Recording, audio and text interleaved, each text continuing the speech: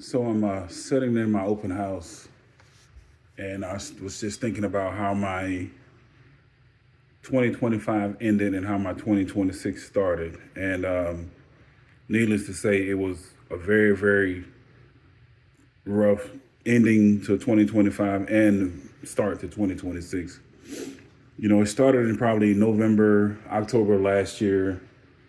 I started having issues with my stomach. Um, just thought that maybe as I got older, maybe I was getting allergic to gluten or some a certain type of protein. I don't know. I started, you know, eating different things, trying to figure out what it was, and end up going to the hospital in November because I just felt like my stomach was just tightening up, and I wanted to make sure I wasn't having a cardiac arrest or heart attack. So they put me in the hospital for 2 days and run tests and didn't find anything other than maybe my blood pressure was high and fluid retention, the things that I'm already taking meds for. So they let me go through Thanksgiving, Christmas, and everyone was telling me during those holidays that, man, you just don't seem like yourself.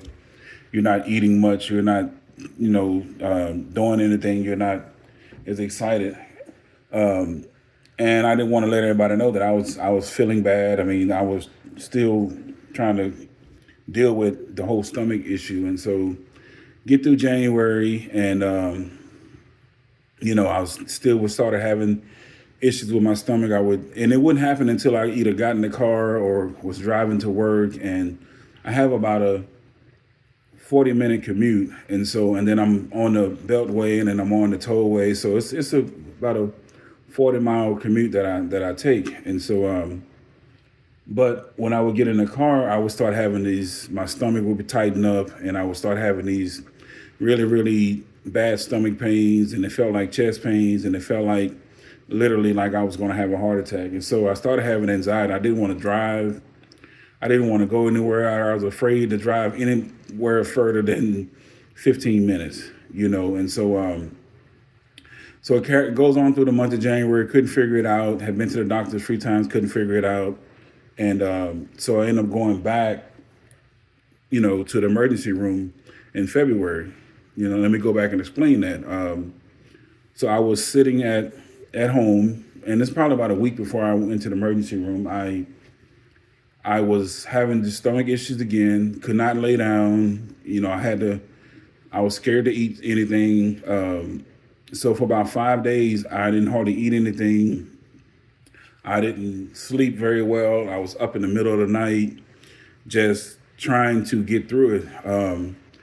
And so this one particular night when I decided to go to the emergency room, I just fell on my knees and I just started praying. I'm like, dear God, whatever this is, please heal me or take me out. Because I just felt like I was going to die. I just felt like I was on my way to death. That's just how bad it felt. So I get up, and it's probably about 2:30 in the morning, and I go in there and I tell my spouse that, hey, I got to go to the emergency room. I just don't feel right. I don't know what's going on. My stomach was swollen.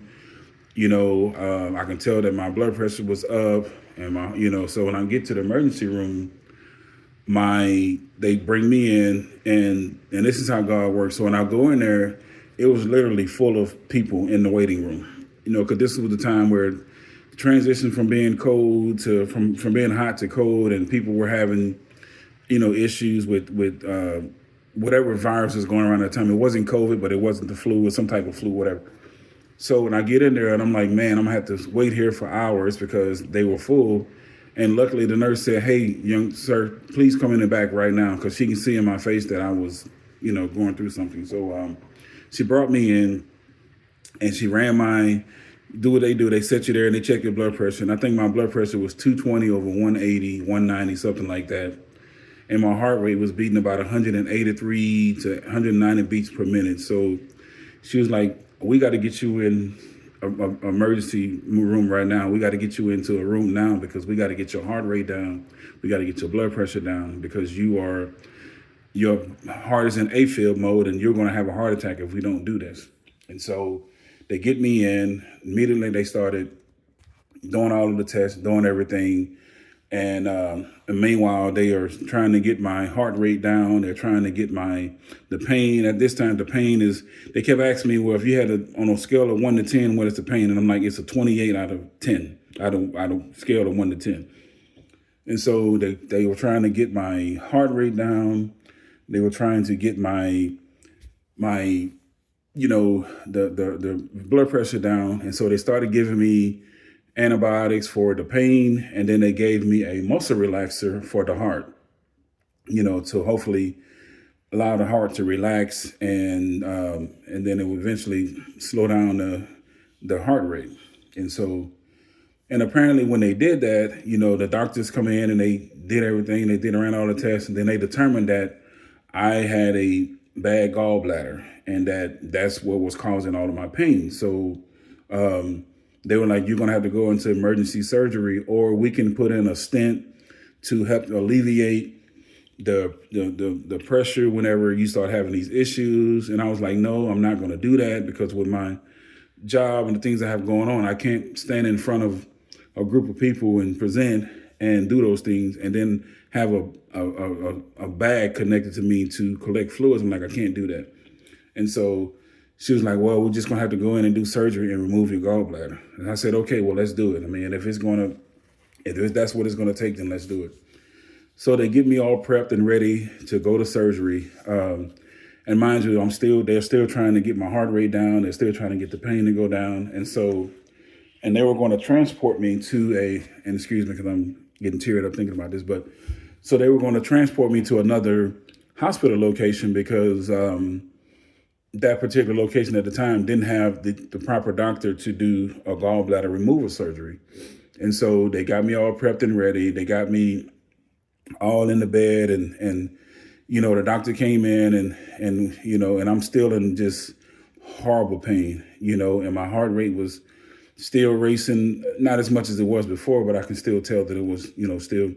And so when they go to transport me, the ambulance personnel comes in, and they load you up on everything. They put you on that little skinny gurney. I'm a big guy. I'm 280, 90 pounds. And so I'm a big guy. So of course I'm on this little bed, and I'm in crazy pain. I mean, I can't lay down. I can't sit up. Now mind you, it's about 32 degrees outside. So it's hot. I mean, it's cold outside.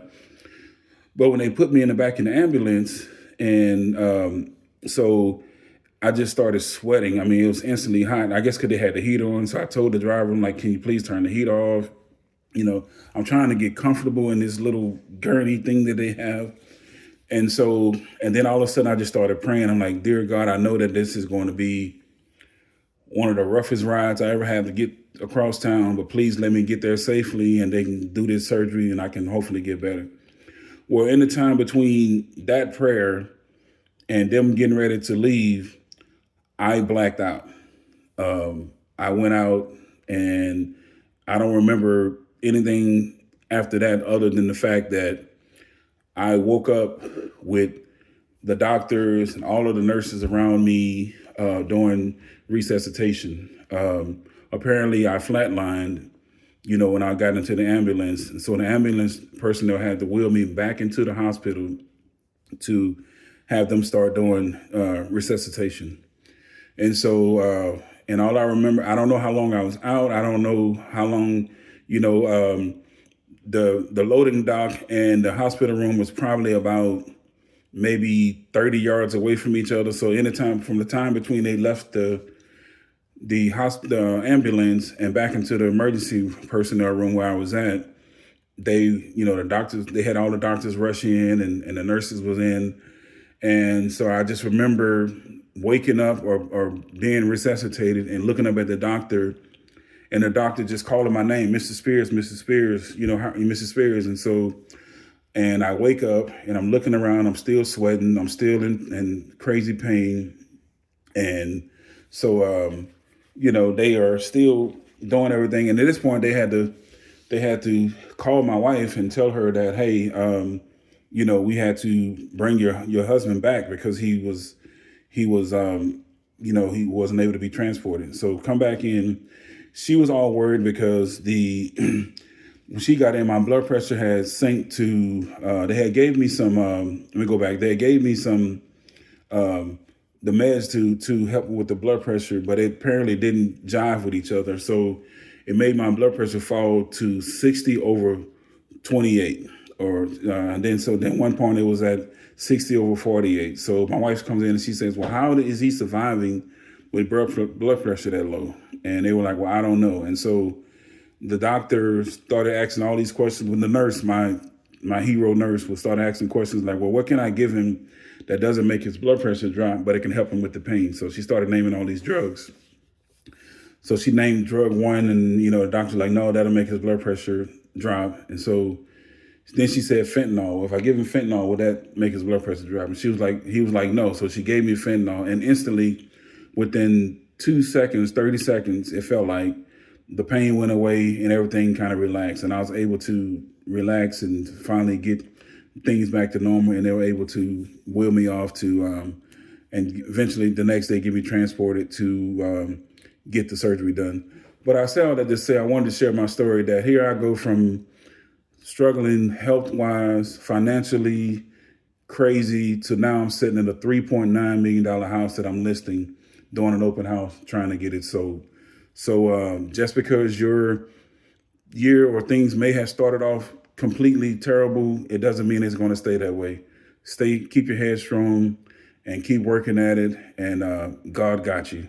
And I'm a living testimony that when you decide to make changes in your life, things will happen, and that's what it is. And feel free to reach out if you have any questions. I'm always open and talk about any and everything. Talk to you guys soon, and have a great rest of 2026, and have a great day.